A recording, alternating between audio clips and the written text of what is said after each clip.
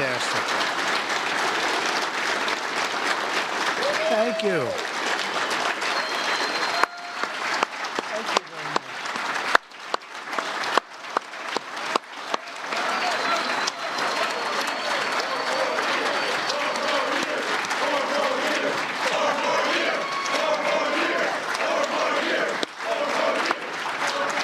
That's great.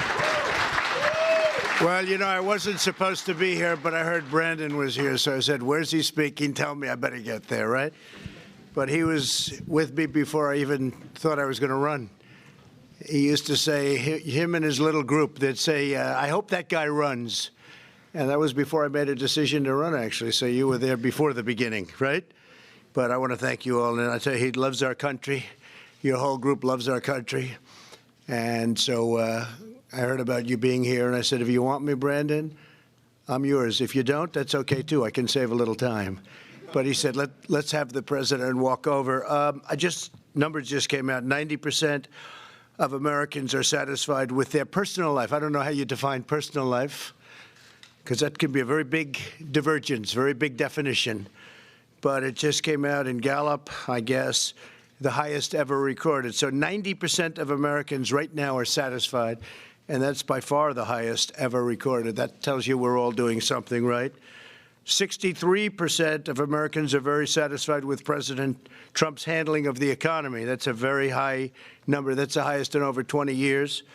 Nearly 6 in 10 Americans say they're better off financially than they were a year ago. 74% say they will be better off in a year from now. That's tremendous optimism, which is a big thing. And 61% of the voters approve of Trump's handling of the coronavirus. And, you know, we did a very early move on that. I was criticized by a lot of people at the beginning because we were the first. We'd never done it before. We closed our borders to certain areas. It's never happened before where we did that. We never closed our borders, but we did it, and we actually did it early, and we took some criticism. Now everyone's saying we did a good job. And, Chad, you've done a fantastic job, and I appreciate it, you and your whole crew. 72% Republicans say that, and what do you have, a very small number of people in the country right now with it? It's like around 12. Many of them are getting better. Some are fully recovered already. So we're in very good shape. And I spoke with President Xi of China, and he's working very hard on this. It's a tremendous problem. But they're very capable, and they'll get to it. There's a theory that in April, when it gets warm, historically, that has been able to kill the virus, so we don't know yet. We're not sure yet, but that's around the corner, so that will be a great thing in China and other places. But we have very strong borders, and that's what we're here to talk to you about today. I thought I'd show this to you because right now we have 122 miles of wall that's been built. And I don't know if you can see this, but it's pretty impressive. These are different pictures, different shots of the wall. This is going up. We have in Arizona. This is in El Paso. We have New Mexico going up. This is the wall going up. They're working at night, as you can see. Either that or it's an extremely dark day. And that crew is, that's also in El Paso. So we're putting it up. The panel on top, just in case people want to know, because I would have loved it without the panel, but actually it's called an anti-climb panel. It makes it very tough to climb over the top. It's designed in a certain way that makes it very, very tough. So, in fact, we've had to bring in the fire departments and things to get people down. They've climbed the wall, sometimes with drugs on their back, oftentimes, and they're great climbers, but they couldn't get over the top anti-climb panel. So if people wonder what that is, I like to say it because it's an incredible thing. It makes it virtually impossible to climb over the top. And we had it designed many different ways. We had them tested, and this was the ultimate wall. This is what they wanted. Here's another shot. This is a shot of a little different section, also under construction.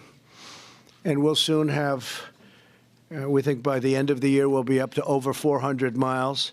And shortly thereafter, we'll be at 500 miles. And then we'll determine if there's any other area that might need it, but we'll have covered We think close to 100% of the area that we wanted. Here's another shot of a section, the same section actually, that's more advanced. And that's the way they put it up. They set it very deep into foundations and concrete. And it's steel with concrete in between. And if you've ever seen it, the bars are steel, they're hollow, and they pour concrete inside and then put rebar in. So they have the rebar first. Rebar is the steel. And they put it inside, and then they pour the concrete. And because of the tremendous weight, they have to pour the concrete after it's up. So it's a process that's pretty complicated, but pretty good. Otherwise, it would be very hard to put it up. It gets very heavy. So they pour in each one of the bars. And the reason they want the bars, they have to be able to see through, because they want to see who's on the other side. I thought I could put up a nice, simple concrete wall. It would be so nice. I'd just get it done. They have to make it complicated. This project was complicated. But I said, if we're going to do it, we have to do it right. So Brad and all of his people, from day one, this is the one they wanted. They needed anti-climb on top. They needed see-through. They wanted it to be steel rather than concrete. Steel is much stronger, but they also wanted the durability of the concrete, which is inside the steel with rebar. So inside there is really like it's probably about 8 inches by 8 inches, and it's all hollow inside. And after it's up, we have rebar in. It's already dropped, and then we put the concrete in. They pour the concrete inside through funnels. So it's a pretty amazing process, and they're doing it quickly. They have a very quick process. We're now going to probably bring it in. We're going to spray paint it after it's up. It gets spray painted black. The black makes it extraordinarily hot, especially in areas along the Mexican border. It's not known for cold weather. It's known for quite hot weather. You don't have too much snow in this area, right? Would you say, Chad? Not too much. In fact, if you had any, that would be called climate change, I think, right? When they do that, I'm there. I'm a believer.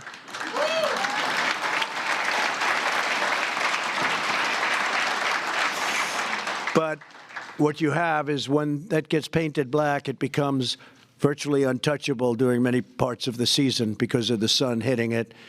The black absorbs the heat. So not only would you have to be a good climber, but you're going to have to bring a hose with lots of water to water it down, and there aren't too many hoses in the area. There's not too much water in the area either. So it's an amazing process. This is a very tough area. This is an area that's this is in San Diego, and that's going up a very steep cliff where a lot of people come through, and they won't be coming through anymore. It's been almost 100% effective in the areas that it's been built. So we've built 122 miles, so we're able to see. And in all of those areas where the wall's been put up, it's virtually 100% effective. But don't worry, we won't take your jobs away. Okay, Brandon, we have, what it will do, it's going to be an additional tremendous safety valve. When I first started, they wanted drones. And we're going to have drones also, by the way, but drones flying around over the top of people pouring into our country, that doesn't do very much. But this really stops them. So this, coupled with our great people from Border Patrol, and also, and I have to give them a shout out because they get abused and they're incredible what they do. The folks from ICE, the people of ICE are incredible. They've taken out thousands and thousands of MS-13 and gotten them out of our country. And they really are. They're incredible people, and I want to thank them, too, because they work hand in hand. We all work hand in hand. Also, law enforcement in Arizona, New Mexico, Texas. The law enforcement works with you guys so much, and it's incredible the relationship we've all developed. Sometimes they come into the office, and I bring them right into the Oval Office. Other presidents didn't do that. They didn't do that. Nobody saw the inside of the Oval Office. They never discussed the building of a wall and how to build it and what's the best way to get it up. And we want the A-plus job. That's what we got, the A++. It also has essentially a form of an alarm system on it that if somebody starts to cut it, we immediately find out who that is. They have sensitive areas on the wall, so if it's cut, we immediately know what's happening. We have cameras all over it, too, and we have drones. So if somebody tries to cut through, we can get there very, very quickly. And it's equipped with a lot of different contraptions, including cameras, But so we have cameras, we have drones, we have everything. This is going to be something. It's going to be really incredible. And again, where we have it built, it has been like day and night. It's day and night. Now they come, it's like water. They come to the areas where it hasn't been put up. So they come. But that's when you're talking about 122 miles already. So that would mean, let's say you hit the center. That means you're 60. It's a long way. But it's worked incredibly well. So, Brandon, I want to thank you. It's been so incredible. It's been so incredible having you as my friend and having you from the beginning. You knew it was the right thing. You said, this guy's actually going to build a wall. I always got a kick out of the fact. And this was tough. When you want to get hundreds of millions of dollars for a wall, and you have an opposition party that wants to have open borders, and they don't want to, and I got everything from them, in all fairness. The military, we rebuilt our military, we rebuilt everything. I was able to get much more money. Almost $2.5 trillion our military is rebuilt. The equipment is pouring in now, all rebuilt, planes and missiles and rockets and everything. But when you want to get money for a wall that most of the people in the Democrat Party wanted 5 years ago, they just didn't like it when I announced that we were going to build it. They were unable to get it built. They had the money, but they were unable to get it built because it takes talent to build things, and they don't have that talent. But we got it built, and I made your jobs a lot easier. Say thank you, Mr. President. Right?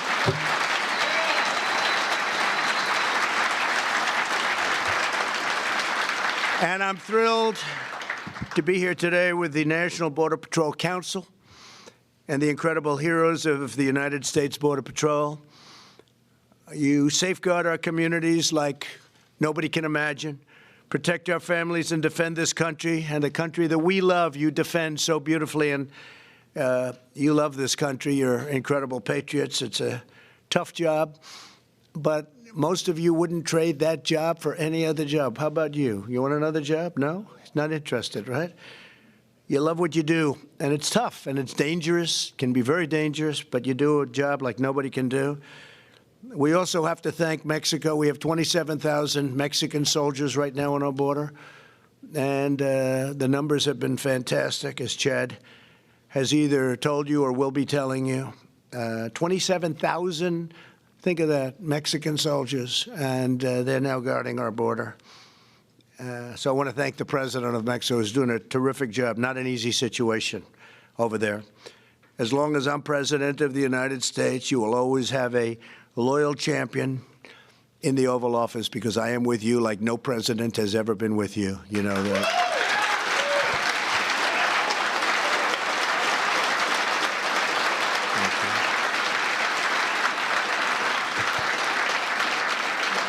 Thank you.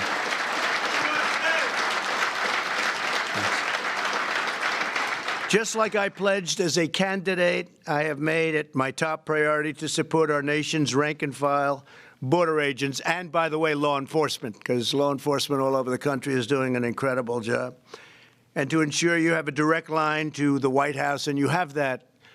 You have that. You've always had my back, and I will always have yours. I especially want to recognize the senior leaders of the National Border Patrol Council, including Executive Vice President Paul Perez. Where's Paul? Paul Perez. Paul, stand up, please. Great job, Paul. Great. And Vice Presidents Hector Garza. Thank you, Hector. Long time, Hector, right? And Art Del Cueto. Art Del Cueto. We're getting better with that name, right? I also want to thank John Anfison. And John, you've been fantastic. Thank you very much, John. Stand up, John. Thank you very much, John. I've gotten to know you guys for a long time now, right? It's been a long time, and a lot of progress has been made. Incredible. Really good numbers. Thank you all. And thank you to Acting Secretary Chad Wolf, who has stepped into that position like it was made for him or he was made for it. And I want to thank you for being here, Chad. Terrific job. A lot of power, a lot of mental acuity. You figured it out. You were there for a while, but you figured it out really well. And Chad understands that the best way to secure a border is to listen to the men and the women serving on the front lines. And he got that right from the beginning, as I did. I didn't know too much about it. Even the wall, again, I was going to put up a wall, just get it built. And then they said, sir, gotta do it right, sir. Then I figured, much easier doing it the old-fashioned way. Let's throw up concrete plank. But they said, that's not good. One of the stories they say is that they were throwing bags of drugs over the wall with catapults, right?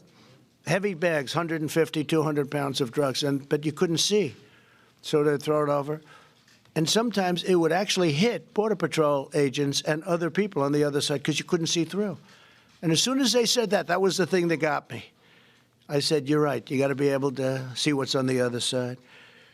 So I want to thank all of you. And to the wives, husbands, sons, and daughters here today, thank you for enduring all of the trauma, all of the work, all of the hours that your husbands and your wives, all of the people go through, because without you, they wouldn't be doing the job they've done, that I can tell you. Thank you very much, and thank you for being there.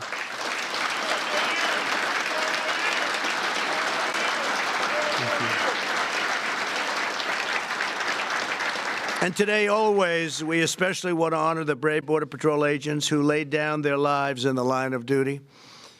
Here with us are several family members of fallen agents. Our nation is forever in your debt. We'll always remember the courage and the devotion of your loved ones, and that you've had for us and that you've had for your loved one. Please stand up. Please stand up, those people, because you have. Thank you. Thank you very much. Thank you very much.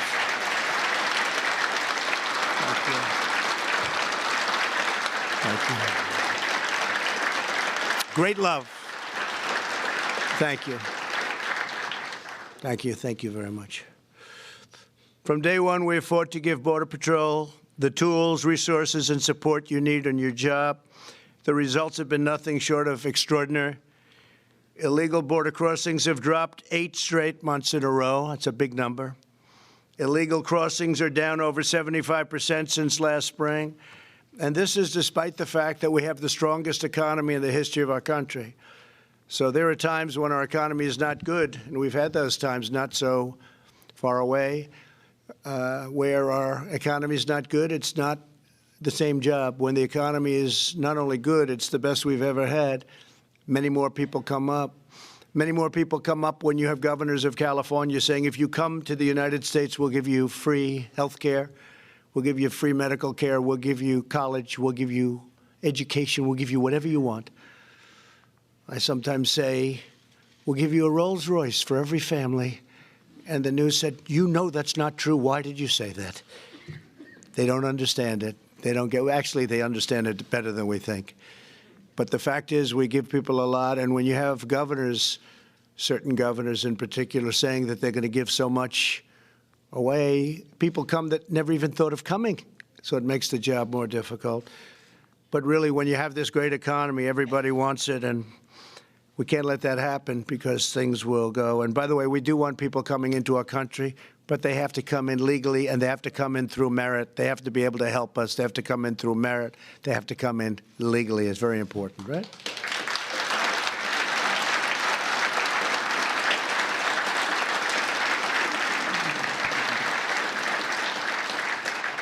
The month of January saw the fewest illegal border crossings in 23 months, Chad. That's great.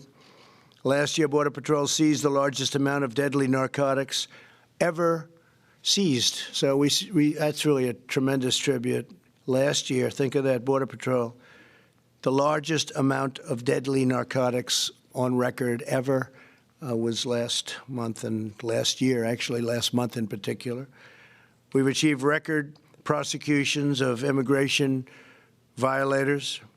And we've ended catch and release, such a big thing, catch and release. You catch them, you take a name, they don't have an address, you take a name and then you release them into our country, in some cases to do tremendous harm. We don't do that anymore. Nobody thought we could do that without going through a process of needing Democrat votes, because you couldn't get the Democrat votes even for that. We still have lottery systems where people come in by the lottery, but that's being removed very quickly. It's the craziest border system in terms of legal, not legal, craziest system anywhere in the world. The whole world laughs at us with our court systems. Everybody comes across, they touch our land, you have to go to court. You need Perry Mason. Other places, they say, you're on our land, I'm sorry, you can't come in. You can't come in. Us, we take them to court. We have judges all over the place. It is absolutely, and we could fix it so easily, but we have no support from Democrats, as you very well know, because they want open borders. They want literally millions of people to flow into our country. And of those millions of people, tremendous numbers of them are people you don't want in this country. You don't want in this country. And they don't want them in their countries, and that's why they come up, because the countries push them up. But not anymore. Guatemala, if you look, El Salvador, all of the different countries, Mexico, we're signing agreements. We've already signed agreements. Honduras, we've signed agreements. Safe Third, call it whatever you want, give it any name you want, but Safe Third, and we bring them back. You know, in the old days, I think we can say, Brandon, it wasn't so easy to bring them back. You couldn't bring them back. They wouldn't take them. We could catch a murderer from Honduras, Guatemala, El Salvador. We bring them back, and they say, don't land your plane. Your bus can't come in. Your van can't come in. We don't want them. We don't want them back. Now they take them back very openly and very nicely. Is that right? Would you say that's right? We couldn't bring them back. They wouldn't take them. They'd send them to us. They were vicious criminals in some cases. And when they brought them back under the past administration, they wouldn't take them. So we'd end up bringing them back. Now they take them back gladly. Someday we'll explain how that worked. We're removing illegal border crossers at a tremendous pace and making it clear that if you break our laws, you will be sent back home, and your home will accept you with open arms or open prisons or whatever it is they want to do with them. And we have to put some in jails. In some cases, they're so violent we have to. But generally speaking, we just don't want to have people in jails for 50, 60 years and the tremendous cost. So we generally try to get them home. In some cases, we really have to because of the level of severity, the level of criminality. We're building a border wall, and the wall is, as I said, going to be something very special, but that's only part of it.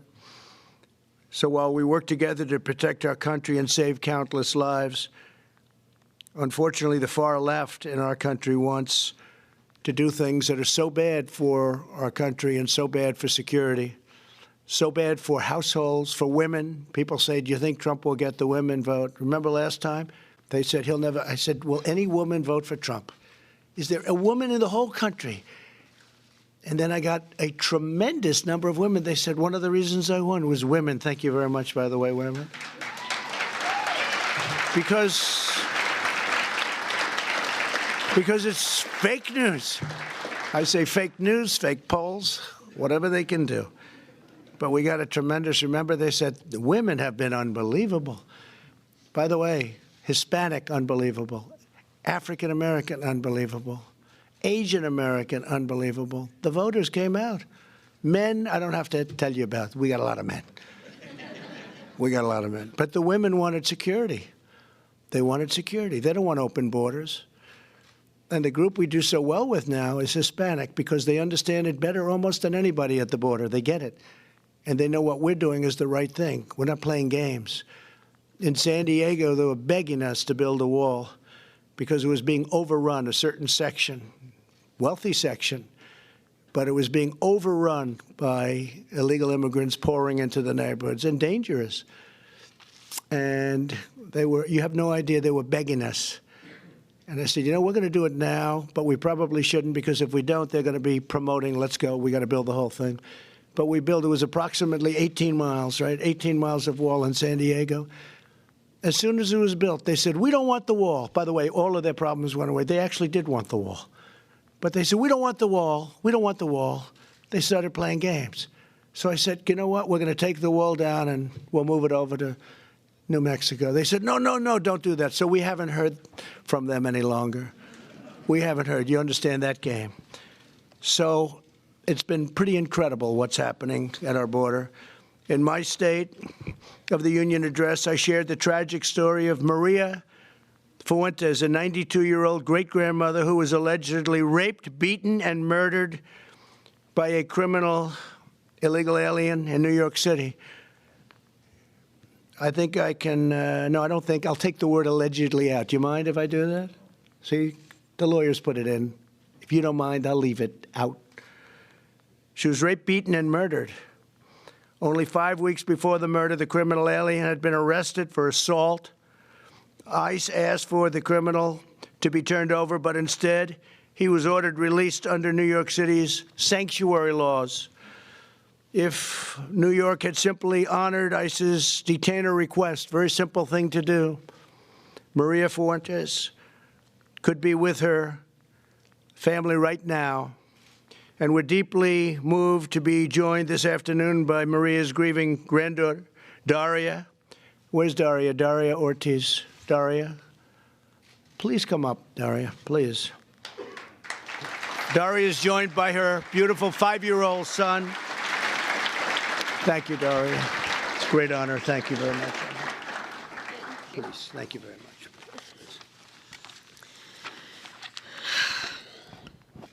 Hello, everyone. My name is Daria Ortiz. I'm the granddaughter of Maria Eusebia Fuentes, the 92-year-old woman who was raped and murdered in Queens. I'd like to take this moment to say my grandmother was very generous and educated. She was a woman who dedicated her time to taking care of others. Before coming to America, she worked as a secretary for the president in her native country, the Dominican Republic.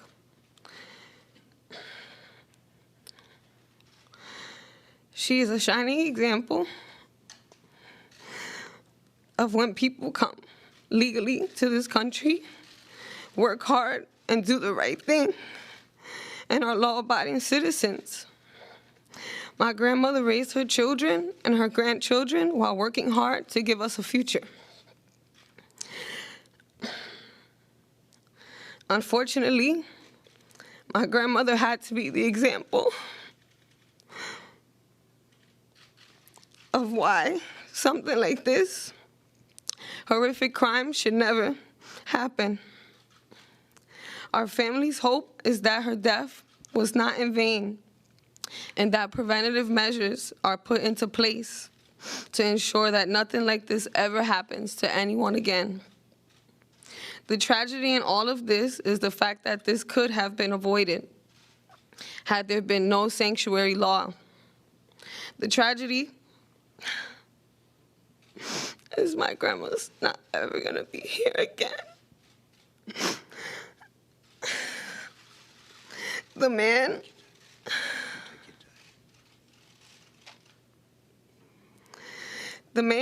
that is responsible for this should have never had the opportunity to do this.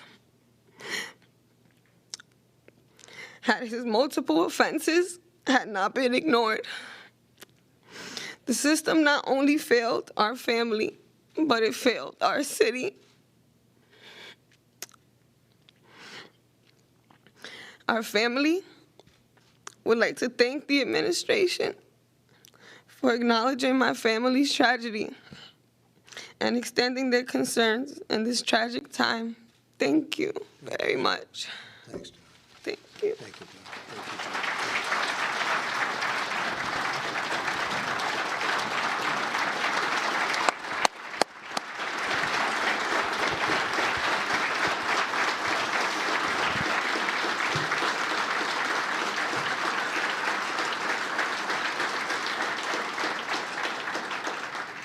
Thank you very much, Daria. So beautiful. Not one more American life should be stolen by sanctuary cities. They're all over the place, and a lot of people don't want them.